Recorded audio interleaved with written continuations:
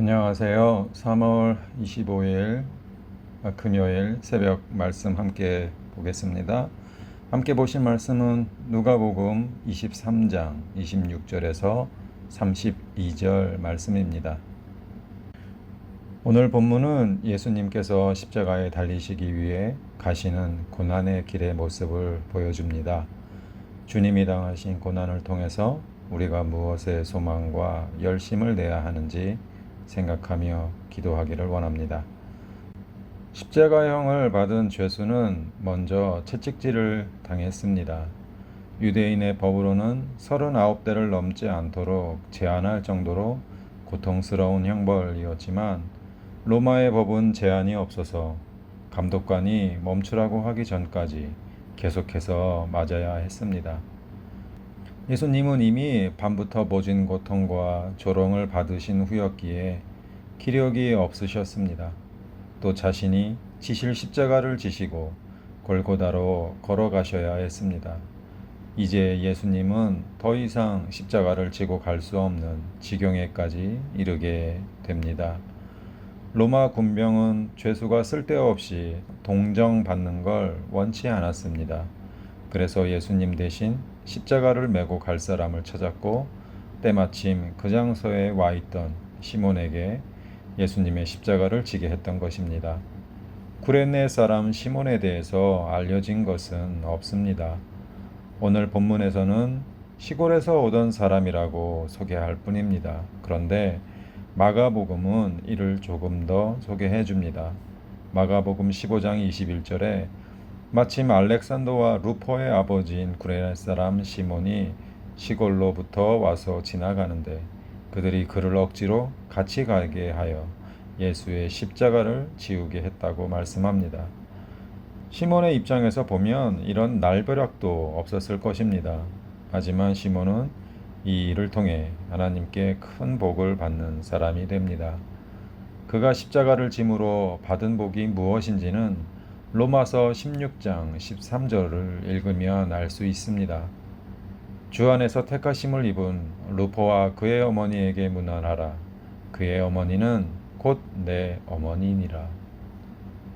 사도 바울이 자신의 어머니라고 할 정도로 구레네 사람 시몬의 집은 사도 바울과 친밀한 교제를 이뤘던 것으로 보입니다. 구레네 사람 시몬은 억지로 예수님의 십자가를 졌지만 이후에 가족이 모두 구원받는 엄청난 축복을 받았습니다. 주님을 따르는 성도 역시 십자가를 져야 합니다. 이것은 주님이 몸소 보여주신 일이며 주님의 말씀이기 때문입니다. 하지만 실제로는 십자가를 지려는 사람은 그리 많지 않습니다. 왜 그렇습니까? 십자가를 진다는 것, 그것은 고난과 고통을 의미하기 때문입니다. 사람은 누구나 고난과 고통을 좋아하지 않습니다. 피하고 싶어 하죠. 하지만 주님의 십자가를 지고 싶은 마음이 전혀 없었던 구레네 사람 시몬처럼 우리가 십자가의 짐을 지고 가는 것 또한 하나님이 원하시는 일이시기에 걱정하고 염려하지 말고 성도는 기쁨과 감사로 이 일을 감당할 수 있어야 하겠습니다. 예수께서 십자가를 지고 가실 때 따랐던 사람들이 크게 두 그룹이었습니다. 하나는 백성이고 다른 하나는 여자의 큰 무리였다 본문이 알려줍니다. 이렇게 두 그룹으로 나눈 이유는 백성들은 단지 예수님이 십자가를 지시고 가시는 것을 구경하기 위해 모였던 사람들이었고 큰 무리의 여자들은 예수님께서 십자가에 죽으시러 가시는 것을 슬퍼하며 애통하던 사람들이었습니다. 그런데 주님은 애통하고 슬퍼하는 여인들을 위하여 나를 위해 울지 말고 너희와 너희 자녀를 위해 울라 라고 말씀하셨습니다. 이는 누가복음 21장에 기록된 예루살렘의 멸망을 두고 그것을 염두에 두고 한 말씀이셨습니다. 그 환란이 얼마나 크고 비참한지 계속해서 말씀해 주시고 계십니다. 29절의 말씀에 보면 보라 날이 이르면 사람이 말하기를 잉태하지 못한 이와 해산하지 못한 배와 먹이지 못한 젖이 복이 있다리라. 자녀는 하나님의 축복입니다. 그런데 여기서는 그 반대로 잉태하지 못하고 젖 먹이지 못한 여인이 복이 있다고 축복 선언을 하셨습니다. 왜냐하면 날이 이르면 그때 자신의 아이들이 처참하게 죽어가는 것을 지켜봐야 하는 아픔과 슬픔이 얼마나 큰지 아셨기 때문이었습니다. 그리고 주님은 계속해서 날이 이르게 될 때에 대해서 말씀해 주십니다. 30절과 32절 말씀을 읽어보면 주님은 계속해서 말씀하셨습니다. 우리가 왜 주님이 아닌 자녀를 위해 울어야 하는지 말씀해 주십니다. 그날에는 고통이 너무 심하여 차라리 산이 무너져 자신들을 덮어달라고 호소하게 될 것이라고 말씀하셨습니다. 역사적으로 유대인들이 얼마나 혹독하게 환난을 당했는지 우리는 어렴풋이 알고 있습니다. 로마에 의해 예루살렘은 파괴되었고 많은 사람들이 죽게 됩니다. 그리고 그로부터 2000년 가까이 전 세계에 흩어져 살면서 미움과 박해를 당했습니다. 예수님은 이런 이유로 자녀를 위해 울라 말씀하신 것입니다. 이것뿐이겠습니까? 또한 주님의 말씀은 장차 영원한 심판으로 떨어질 그들을 위해 울라고 말씀해 주십니다. 하나님은 아들인 자신에게 골고다 십자가에 매달려 죽게 하셨는데 마른 장작과도 같은 죄인에게는 더 큰 심판이 임하게 될 것이라 경고하시는 말씀인 것입니다. 예수님은 십자가의 참 의미를 아셨습니다. 십자가는 심판의 상징입니다.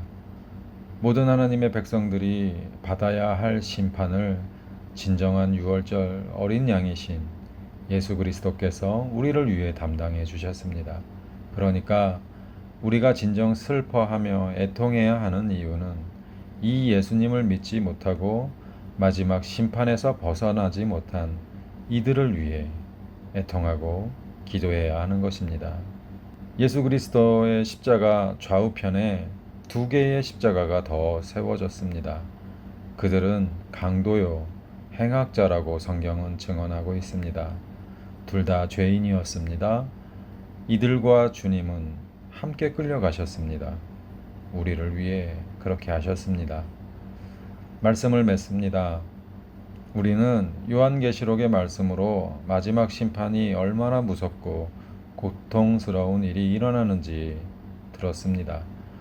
주님의 말씀은 이스라엘 백성에게 하신 말씀이기도 하고 또 오늘을 살아가는 우리에게 하시는 말씀이기도 합니다.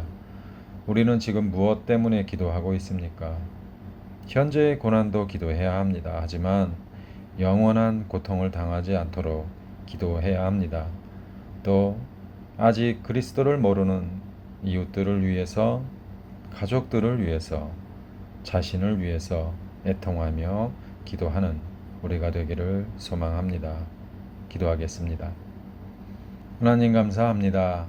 저주의 상징이며 고통과 고난의 길인 십자가를 우리를 위해 지셨음에 감사드립니다. 우리는 오늘도 내 욕심과 내 욕망을 채우기 위해 기도를 하고 있는 것은 아닌지 그리스도가 지신 십자가 밑에서 오늘도 회개의 기도를 드립니다. 아직도 예수님을 믿지 못하는 이웃들, 가족들을 위해 함께하여 주옵소서. 그 영혼들을 위해서도 주님이 십자가를 지셨다는 것을 고백하게 하옵소서. 그래서 영원한 심판으로부터 피할 길을 열어 주옵소서. 끝까지 우리를 위해 십자가의 고난과 고통을 인내하신 예수님을 따라 우리도 주님처럼 살아가기를 원하오니 오늘도 자신의 십자가를 지고 걸어갈 때 기쁨이 되게 하시고 감사가 넘치는 하루가 되게 하옵소서. 오늘도 성령 안에서 말씀 안에서 승리하는 하루 되게 하옵소서.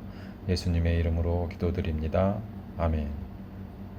오늘도 좋은 하루 되시고 감사하는 하루 되시길 바랍니다. 감사합니다.